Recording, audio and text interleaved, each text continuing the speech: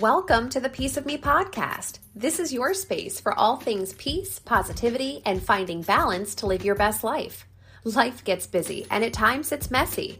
I'm here to help you clean things up and put peace back in its place. I'll share tips, ideas, interviews, mindset shifts, and fresh perspectives to help you along the way. Hi friends, it's Lexy Leigh. If you're new here, welcome. And if you're not new, then welcome back and thanks for coming back to the podcast. I'm so glad you'll be joining me for another episode in the Mental Health Awareness series during the month of May. I think you'll really enjoy the conversation I had with today's guest.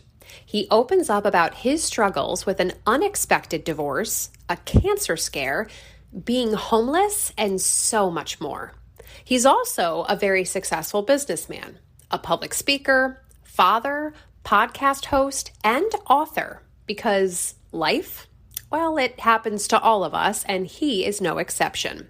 What's so refreshing about my guest is his ability to persevere and turn any struggles he's had into a strength and a lesson. He's a true fighter. And he has a resilient attitude and an ability to find the silver lining in just about everything. I hope you'll feel inspired after listening to this episode, just like I did. Let's take a listen.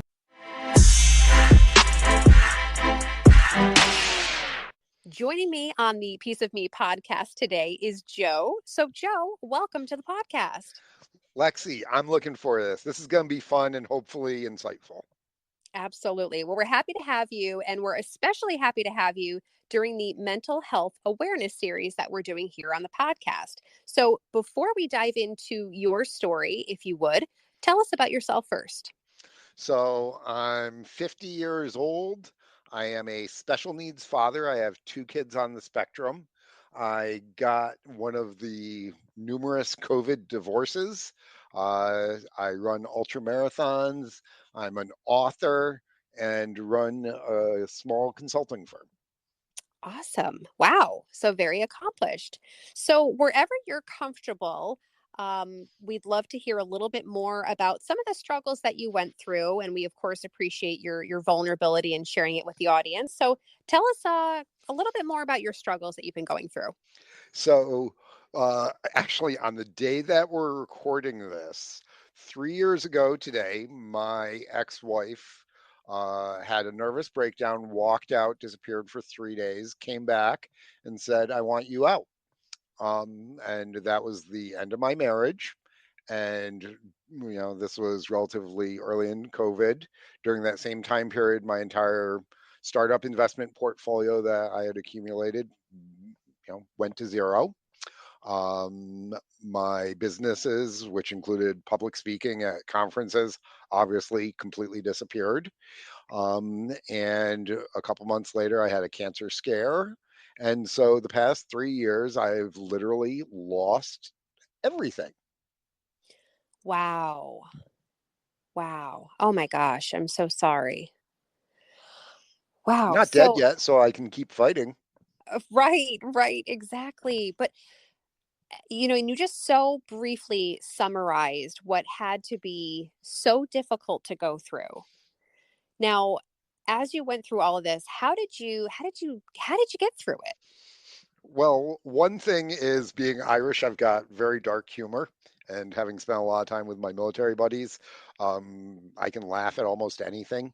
In fact, the best example I have of this is uh, the day before my mom died of cancer, she was cracking jokes about cancer.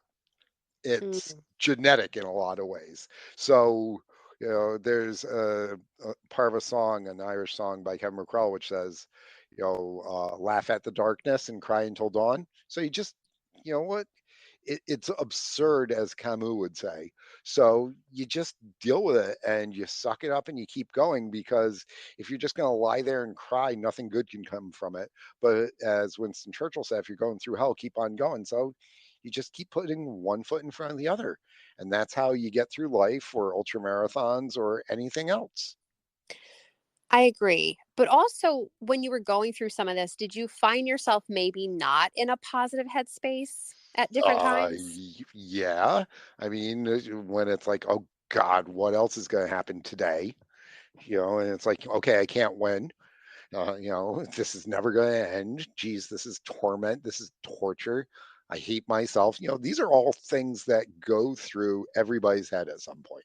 Mm-hmm. The question is, do you allow those to take root and grow, or do you rip them out and focus on doing what you can to move forward?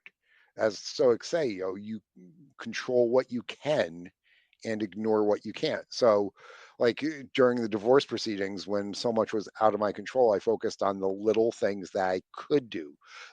Okay, I can go run for, 30 minutes this morning, knowing that when you go running, you produce endorphins, it helps your body, it helps you deal with and process everything. So it's not running away from your demons, but you're running to be able to deal with them better. It's like, okay, I can sit here and I can work on this project for a half hour to try and move that forward. Or I can make 20 calls to try and sell stuff for my business to try and generate revenue. I can't control who buys, but I can control whether or not I pick up the phone. So doing what you can and just trying to celebrate those wins, because even if you get your teeth kicked in a dozen times a day, 100 times a day, yeah, all this negative stuff. If you have a handful of small wins, you can focus on that. And by focusing on that, it squeezes out some of the negative. I love that. Yeah, focus on the wins. Now, I want to go back to something you said because as we've been recording episodes here for the month of May around mental health awareness, one of the things you said is something nobody else has shared yet, which is having the cancer scare and having just some type of diagnosis that just shakes you to your core. So, can you kind of walk us through when you got that diagnosis and how you dealt with that? Sure. So I go to my dentist and I'm sitting there in the chair, and the dentist comes in and he's like, I don't like that thing on your lip. We need to get that checked. I'm like, okay, not a big deal. And so they make an appointment with me for um, the mouth doctor, and it's like 3 weeks out and everything. And then the next day, the mouth doctor's like, "You're coming in 2 days." It's like, oh, okay. So can't eat the day before and everything. So that was wonderful. And I go on in and they, knock me out, put me in the chair, cut my mouth open, biopsy it and everything. And I actually had a conference I was supposed to attend the next day, a virtual conference, and I couldn't talk. I literally could not talk because I looked like I went 3 rounds with Mike Tyson, and my mouth was, sliced open and everything. So I did as much as I could with like texting and virtual. I was supposed to have like 10 different meet and greets with it. I think I kept 7 of them out of it. So I did the best that I could with it. And um, basically I said, all right, if it's cancer, then I'll deal with it at that point. But no, use getting all worried and stressed out and getting anxious now, because being anxious now won't do anything to change the outcome when I get the results in a week. And if it's not cancer, then, we move forward. So I was very stoic about it. The one thing that I didn't realize was that, okay, it wasn't cancer, obviously, but when they did this, they actually damaged the nerve. So I have been in constant pain in my mouth for the past 2 years. And as a speaker, it's not good because on a 1 to 10 level, I start at 2 every single morning. And if I'm actually doing stuff like this, talking, which is what I do for a living, then it gets worse and worse through the end of the day. So if I have a big day, my mouth literally is on fire by dinner time. Oh my gosh, that sounds so uncomfortable.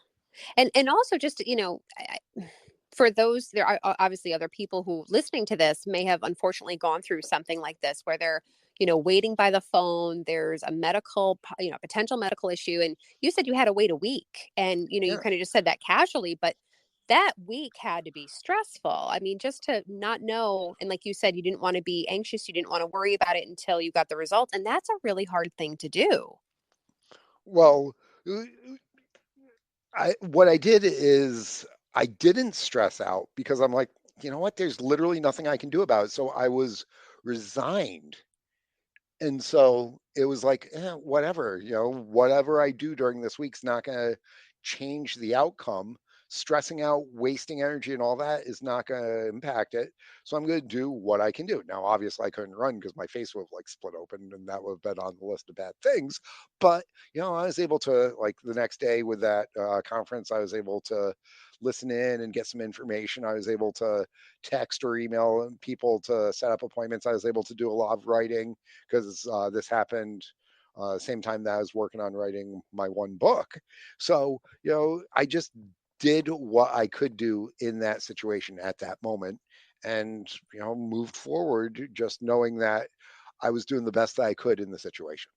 And Hmm. that's one of the things that people need to hear the message is that they need to do the best that they can in that situation. You're not always going to be at 100%. You're not always going to be the best there is. But if you that particular day to the table, then you're going to end up stringing together at least decent performances day after day. If you're stringing together enough of them, you'll end up succeeding. I like that. Yeah, a lot of small wins, they all add up to something bigger. So that's great. And then something else you said too, because I think as people are listening right now, one of the things that's standing out to me is that you are a successful person. You're very driven, you're ambitious, you're an author. You're actually a host of a podcast yourself, and you have a lot of things going on. And I do believe that bad things happen to good people. And even being a successful person, bad things happen to successful people. So Bad things happen to everybody. It's called life. yes. Yes, absolutely. Absolutely. And I think it's good that we're talking about it because that's the whole point this month is a lot of times I think people feel like they can't share the bad things. I mean, like you mentioned, you and I were talking offline about social media. And what we see on social media is what people, everybody, myself included, choose to post, and we're not usually posting the bad things that happened. We're Right. usually We're posting. choosing that one picture out of 1,000 that's absolutely perfect. And so this is what individuals are benchmarking against. So what people who put even their average against the absolute best, of course they're going to feel like they're failing. And there's a lot of mental problems that teenagers are developing because of social media, because of this comparison. Back 35 years ago, it was just the lifestyles of the rich and famous. And so you'd watch, Robin at like 10 o'clock at night with his champagne dreams and all that. And that's what people have. Now they got the Kardashians, and everywhere they turn, they've got like this just constant stream of, I'm awesome, I'm incredible, I'm incredible. And because they're seeing that 1% or even less that is completely tailored and curated of awesomeness, they're looking at their average or even their worst days, and is such a differential that they basically get beaten down and want to give up. Yeah, I agree. I agree. So, what would you say? I mean, because I agree with you that I sometimes have to take a digital detox. I actually have a whole episode about this, but I do agree that sometimes, it's what people put out there. So it's not good for our mental well-being, especially younger kids. I mean, I remember when Facebook, people would say, "Oh, but I saw it on Facebook," and we would take it as gospel. It was the truth, and people Oh, I now, saw it on the interwebs. It must be right. true. It must be true. And now the new thing is, well, I saw it on TikTok, right? And again, this is people create these videos to make them go viral because it benefits them. And so people will put what's not true in a video, just like, you see articles and people will come up with these super catchy phrases to an article to get the clicks. And it's that clickbait and all those types of things. So a lot of it, again, is what's going to get a response and these things are not necessarily true. It's just what we happen to see out there in social media. So Yeah, do and as you somebody who has to like compete against that as an author, as somebody who's like trying to sell my books, trying to sell my coaching services and all this, and you see some of this stuff that's just blatant lies or false or dangerous, and it's like, you just have to have some faith that it's going to shake out at some point, that if you continue to be authentic, if you continue to be true, that people will see through the lies and the illusion over time. And it does happen. But and when you see somebody who's peddling falsehoods and making a ton of money and you're struggling, you're like, well, maybe I should do that. And luckily, I had some good grounding with my parents and, the way I was raised and like my support structure that, it's like, no, I will never do that. I will never tell the falsehood. I won't do that because it's just wrong. And there's so much out there too, especially on Instagram. There's all these businesses of, like the get rich quick and all these investments in real estate and flipping houses. And, Yeah, there's in things with 30 days, I can make you $1 million and you just have to follow my system and pay me, 9.99 per day and all that crap. And it's like there's no magic pill. It's a process. It is a grind. I talk about human Kaizen, which is the continuous improvement.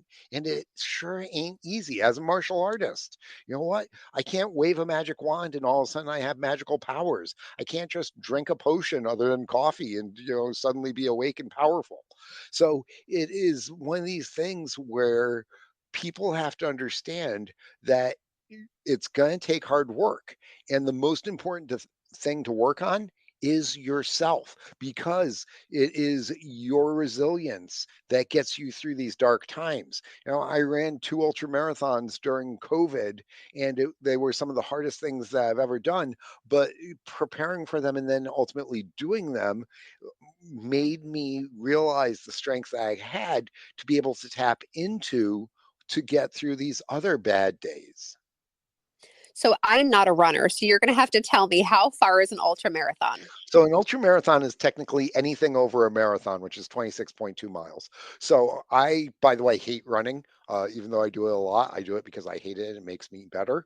But I swore after my last marathon when I was 31 years old that I would never run another marathon. So when I got a chance to do an ultra marathon during uh, um, COVID with my running team because we decided to do something crazy so we didn't do something insane is what we said.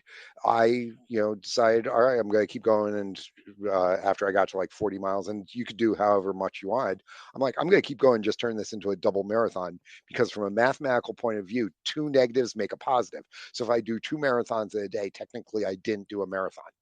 So my first ultra marathon was 52 and a half miles. And then my next one 6 months later, because, I'm standing there, I'm peeing blood in the shower and, all the normal things that happen after an ultra marathon.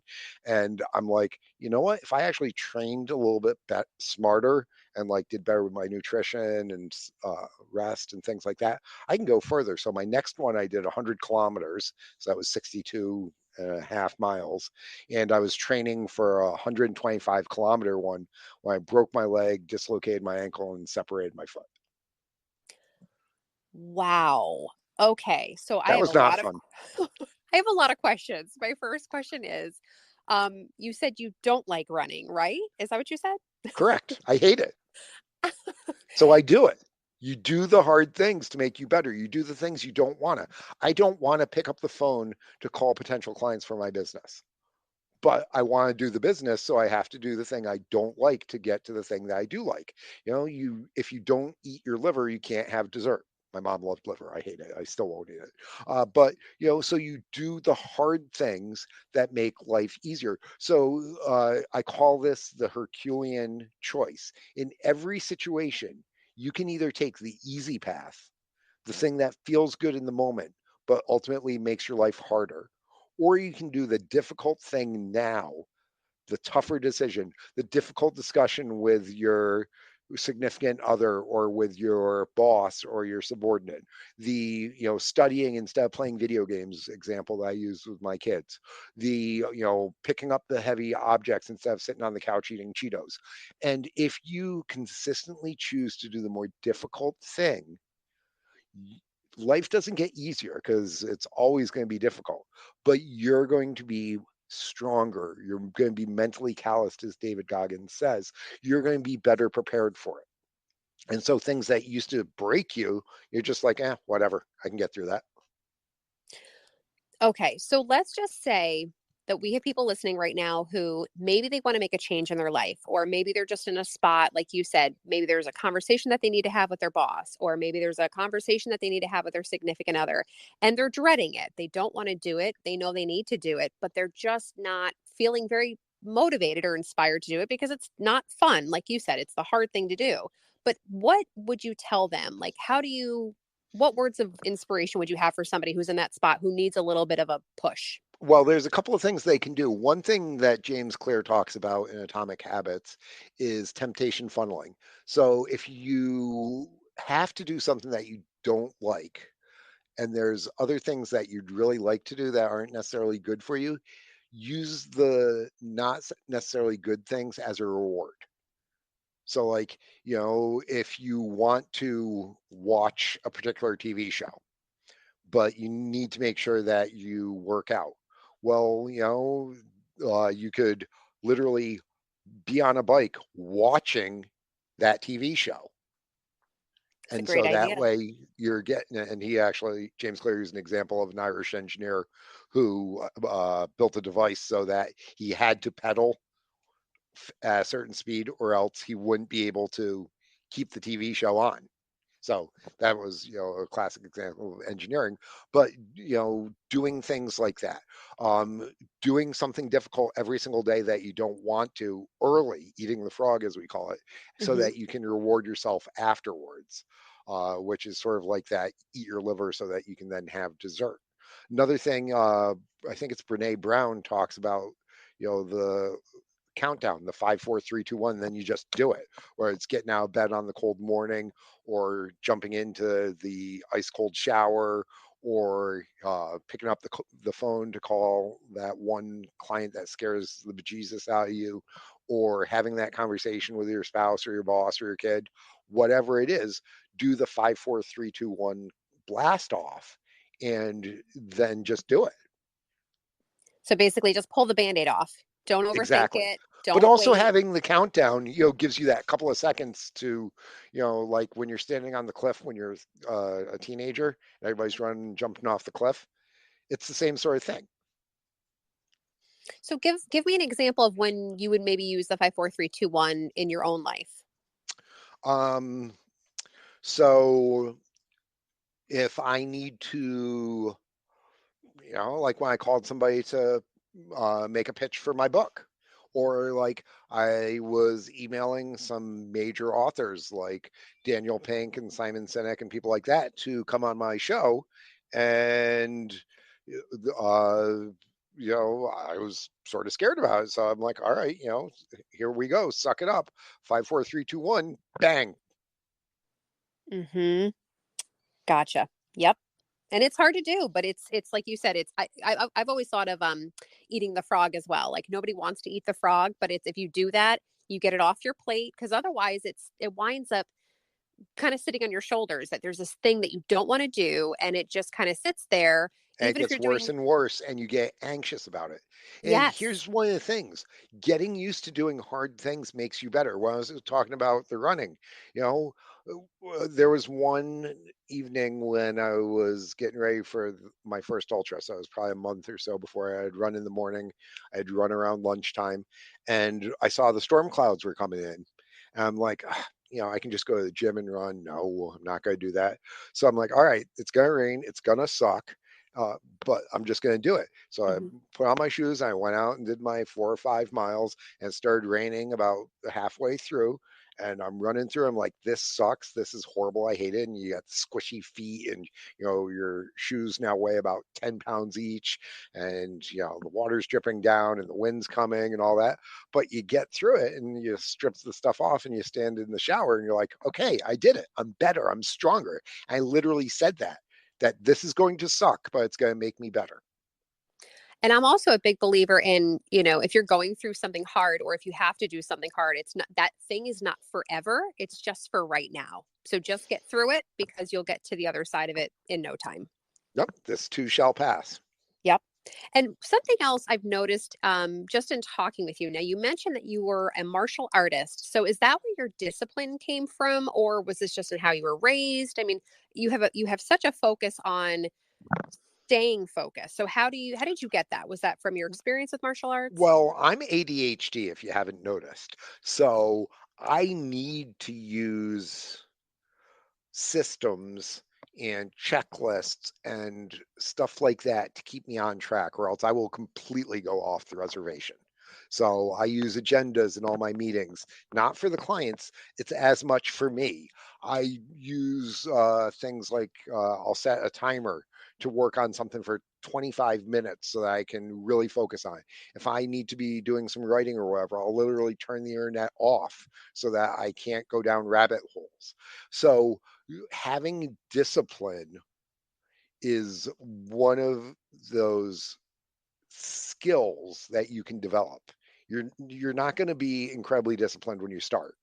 But if you can say, okay, I'm just going to do this one little thing, and then you get used to doing that one little thing, and then you use habit stacking and you turn one little thing into two little things, or it's the one little thing but it's a little bit longer time period with it. So just like stretching out from doing a 1 kilometer run to a 2 kilometer run to eventually doing the marathon.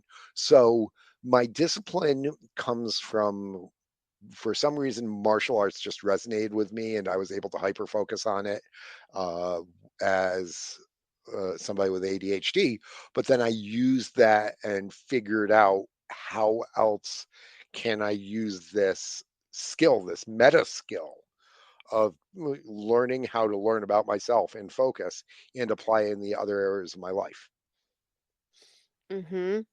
And one thing, there's so many things you're sharing with us, and I'm taking notes as you're talking on, control the controllables, do what you can, focus on the wins, habit stacking, all these good things. But I want to go back to something else you said before too. And I think if a lot of people can pull themselves out of where they are right now, the things that you're saying, they're going to probably take those things and start putting them in place. Let me try to do this little win here. Let me have these little wins add up to something. I can make this snowball. I can, work on myself, all those things. But I want to go back to kind of how you got yourself out of some of these dark places. You mentioned earlier about even being homeless at one point. And again, you're a successful business person who went through really hard times, found themselves to be homeless.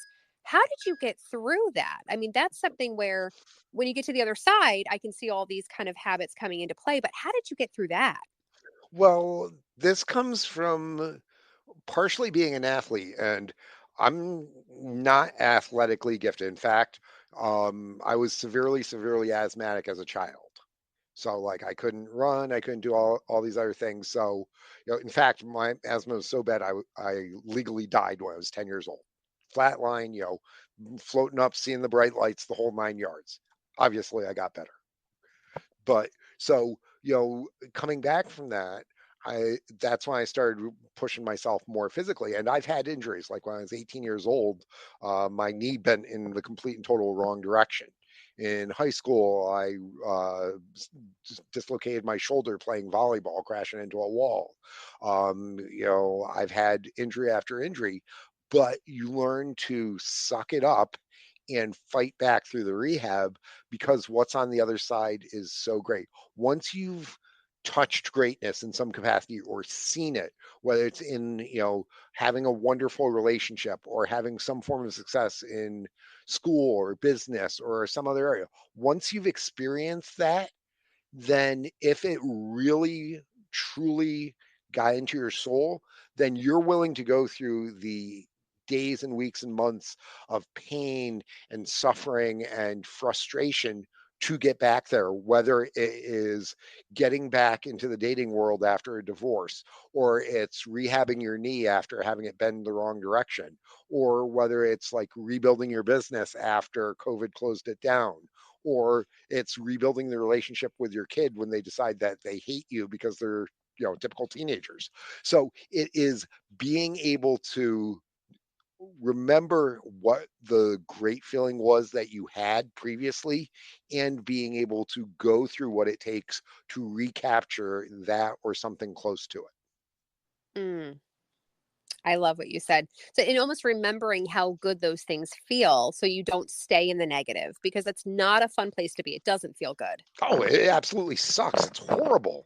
But if it's being done for a purpose, as Friedrich Nietzsche said, a man with a strong enough why will be able to overcome any how. So, if as a championship martial artist, I visualized winning this with this one technique every single morning, every single night. I would go to sleep and wake up visualizing this one technique. And eventually that's how I ended up winning that tournament with it. But I was, coming back from having a potentially career ending injury. And so I just every single day did what I could and pushed, and it would hurt, and I'd get frustrated because I didn't have the same range of motion that I did previously, didn't have the strength, didn't have the endurance. But you just keep pushing that envelope again and again, and eventually you can get back to the point you were, or even beyond it. Hmm. I love And that. I love that you said, remember your why. And that's basically what you're quoting is just remember why you're doing this or why you started or why you want to get better or what's on the other side. Just remember your why as kind of your motivation. when I'm working with young business owners, the first and most important conversation we have is, what is your why? Because if they have an incredibly powerful why, they have the potential to succeed.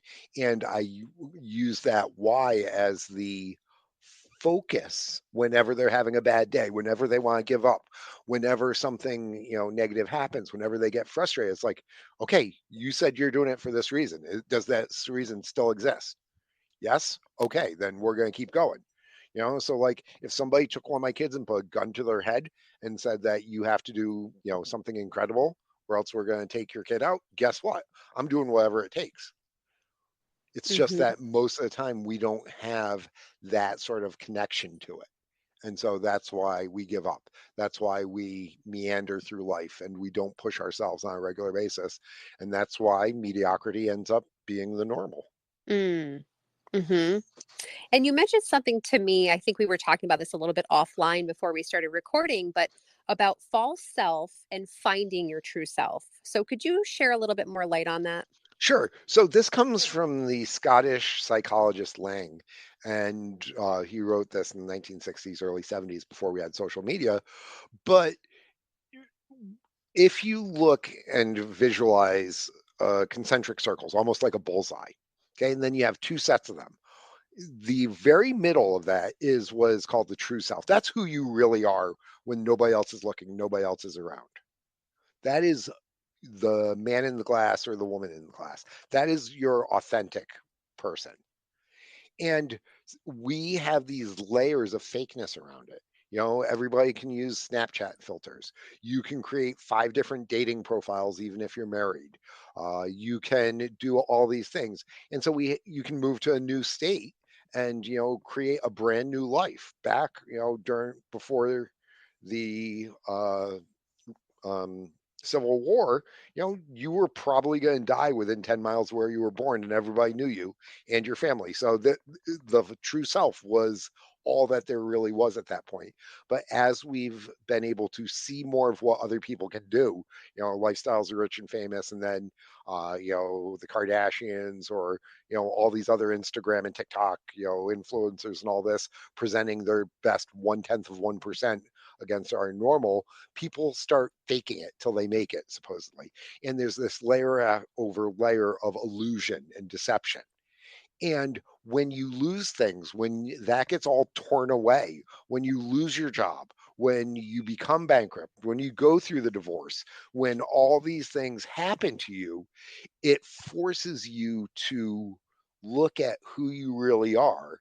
And either you go further down those deceptions where you have cognitive dissonance and you're like lying to yourself, which a lot of people do, or your true self expands and the false selves are pulled away. So I am who I am. That's part of the reason why I had to ask you before if I could like swear to try and avoid that because it's one of the things that I do, unfortunately.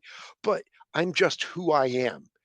Whether I'm wearing a tie or I'm wearing running clothes, it's 1 or 2% different because I'm just turning up or down the fader on the bass or treble, essentially. But I'm still who I am. There is no falsehood in it because I have over time had all that burned away in different capacities. So I am who I am. I am my true self. I am authentic, as my friend Marcus Ogden would say. So it allows me to not have to put on airs. It allows me to not try and, deceive other individuals to try and, play up my best qualities. I'm just going to be who I am and be the best version of me. And because that is true and real, it makes me incredibly powerful. Mm. Mm-hmm. So everybody has, these falsehoods around them. So if either the world's going to tear them away or you can start removing them yourself. And I think it's important to be comfortable with who you are because with the social media that we were talking about before, and you mentioned like the Kardashians and filters and all these things, that there's so much that changes who we are and we think that's who we have to be, whether it's the latest trend or look a certain way or act a certain way or have so many followers or whatever it might be, make a certain amount of money, whatever it might be. But it's okay to be who you are. And I think the reality is that we're still people. We are people who have struggles. We are people that have hard things happen, that we experience life and that we just keep working on ourselves and get up, brush the dust off our shoulders. It's okay to lean on other people. It's okay to be open about these conversations and say that you need help, but that we're all work in progress. Like that's kind of what I'm taking from this conversation. Yeah, we are the clay and we are the sculptor. I love that. Yes, absolutely. Now I'm going to kind of put you on the spot here. I'm just curious. Did you ever get any really bad advice throughout Oh, your life? yeah, absolutely. I've Okay, gotten would you? horrible advice. Oh, please share. So,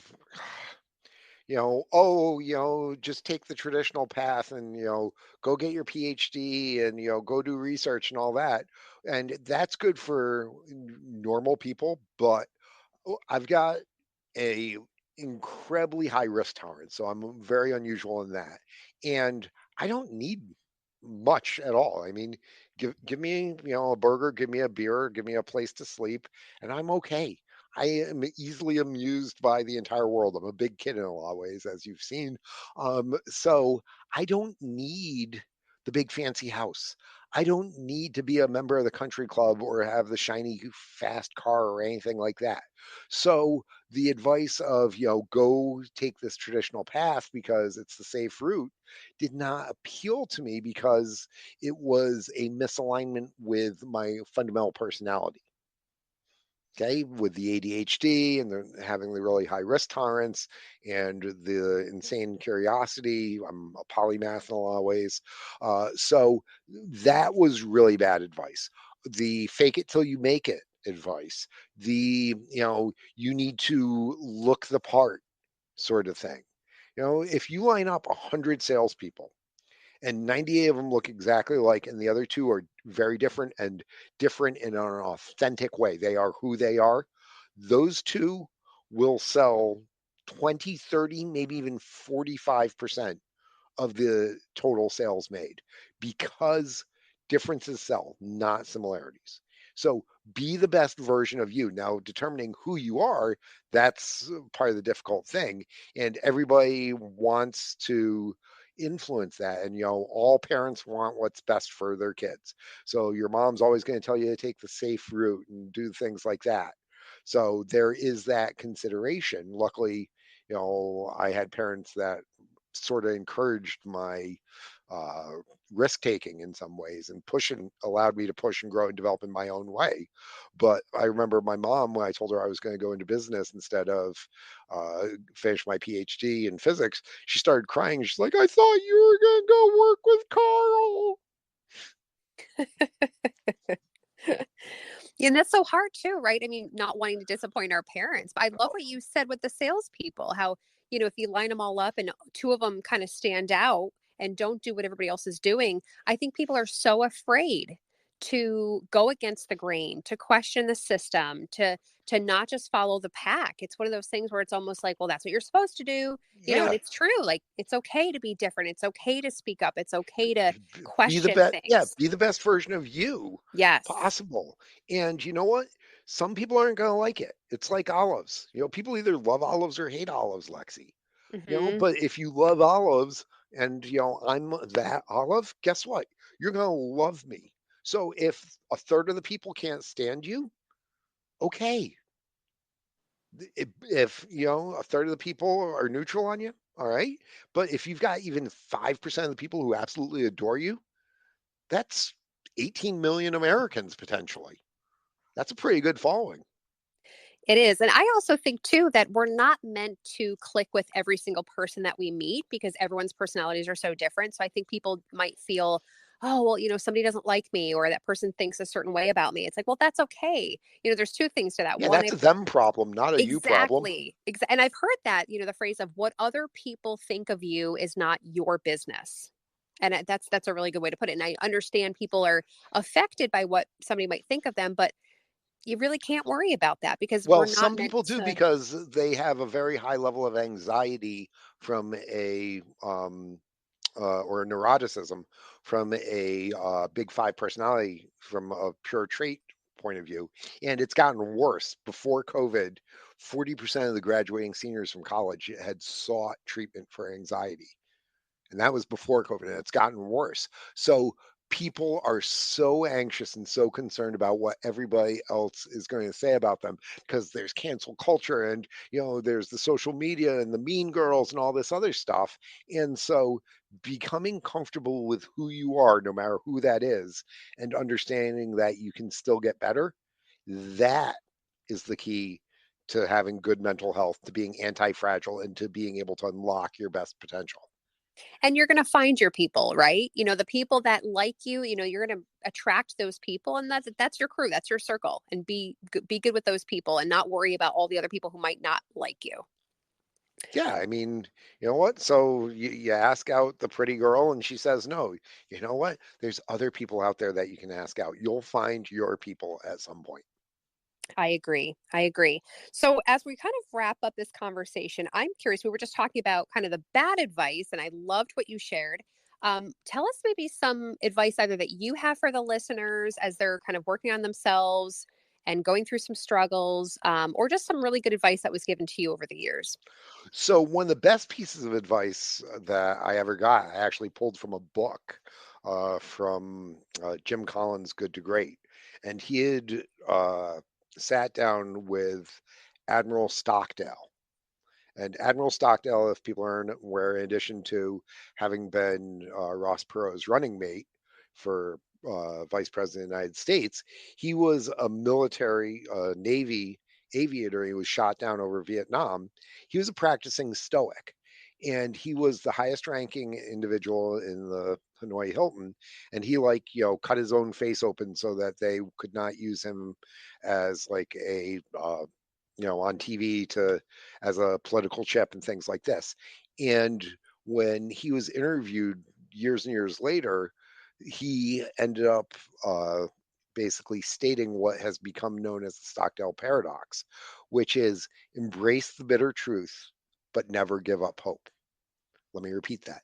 Embrace the bitter truth, but never give up hope. Life sucks at times. Okay, it's absolute dog crap. See, I didn't swear; it was good. It's absolutely horrible. Everything can be going wrong, but you can still have hope. You can still make plans. You can still impose order on your universe. You can still do one little thing to move ahead. And so you embrace the bare truth of how bad things are now, but you can still move forward, even if it's slow, tiny little steps. And having that balance of understanding that it's bad, but it's not going to last forever. And there are little things that you can do to change it. And little things over an extended period of time make huge differences. Move forward and do the what you can to improve it. Never stop, never give up hope, and eventually you're going to be okay. I love it. I love it. And I'm writing these things down. I mean, so many things you shared with us today from I mentioned earlier the habit stacking, just the remember your why is, I think that's one of the big ones I'm taking away from this conversation. You can still have hope. So many things. You're always working on yourself. Now, any other last words of wisdom for the listeners? So the last word of wisdom is what I close all my podcasts with and all my statements. And it's be excellent and grow today. The world can be really dark and nasty and all that. But as Bill and Ted said, be excellent to one another. You can choose to be the light. You can be better. It is up to you. It is a personal choice whether you're going to let the world break you or you're going to push through it. And the other part of that is grow today. Learn something. Help somebody. Become better in some capacity. Do something that improves yourself. And if you be excellent and grow today, eventually you're going to be pretty darn awesome. That's great. Thank you. Now, where can people find you? Because we're going to have you back on the podcast, but where can people find you in the meantime? So people can go to my website, which is everyday-excellence.com. That's everyday-excellence.com. Or they can check out my YouTube channel. Every day I put up a little micro blurb to help people out, which is at EDE with Joe. That's at EDE for Everyday Excellence with Joe. That's me. Awesome. Joe, thank you so much for being on the Piece of Me podcast today. This conversation has been very refreshing, and I'm sure the listeners enjoyed it too. So thank you so much. Lexy, thank you. Be excellent and grow today.